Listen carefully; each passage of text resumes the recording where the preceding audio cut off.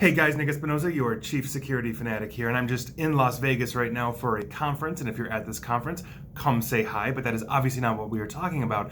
Today we're going to be talking about robots and automation, and the reason why we're going to be talking about that is we are now starting to see a wave of robots that are designed to take over tasks from humans and also interact with humans, but are they actually helping us or are they hindering us a little bit? And I found a really interesting article from Nicole Gallucci of Mashable, and I think this actually kind of speaks to what we are driving at here. Now, if you're not familiar with Stop and Shop, it is a food store on the East Coast of the United States, and in more than 200 stores in Connecticut, Massachusetts, Rhode Island, and New Jersey, they have started to put out basically aisle patrolling robots. Now, this robot weighs about 140 pounds or so.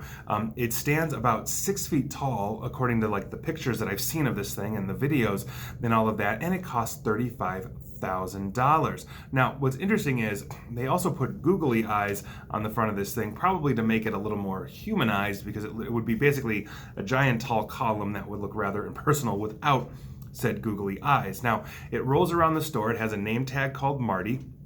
And the name tag says, and I quote, "This store is monitored by Marty for your safety." Marty is an autonomous robot that uses image capturing technology to report spills, debris, and other potential hazards to store employees to improve your shopping experience. Now, Marty is advertised by its company basically as Nicole calls it, an aisle sweeping superhero. But basically what it does is simply alert actual human employees, store employees, to basically spills. It doesn't actually clean anything or remediate anything. It simply identifies a problem and then alerts a capable human to come and actually clean or do whatever this is. And so an employee of Stop and Shop said, and I quote, "It's not really doing much of anything besides getting in the way." Now, interestingly enough, a January press release from the store basically said that the store is supposed to enable associates to spend more time serving and interfacing with customers. But here's the thing. The robot has pretty much a flaw, according to this article, that it's basically treating each hazard with the same amount of caution. So in other words, you could have some kind of, let's say, massive breakage of a liquid and spill all over the place. That would be a very serious slipping hazard for humans. Or let's say you could lose a bottle cap, or let's say, a small piece of something that if you stepped on, it would be no big deal. The robot is not discerning, and a lot of people are saying this thing just literally sits here and shouts until somebody comes and actually cleans up a mess.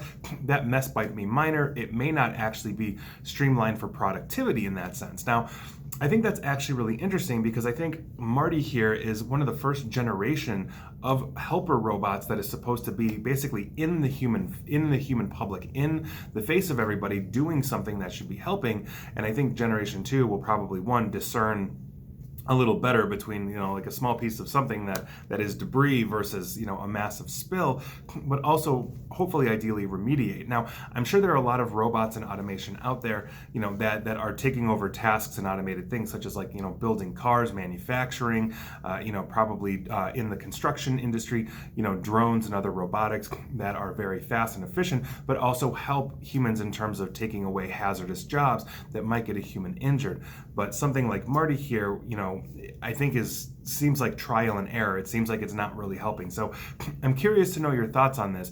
I'm definitely curious to know if any of you have actually been to a Stop and Shop on the East Coast in Jersey, Connecticut, etc., and actually experienced or seen one of these things in person, and what your thoughts are on that. But here we are going to continue to see more automation, more robotics, and more basically technology in our lives that we don't personally own, that are designed here to help us, warn us, whatever that is. So I'm curious to know your thoughts, and that is your news of the day. And please like, share, follow me here on Facebook and Twitter at NickAESP. And as always, stay safe and stay online. Thanks, guys.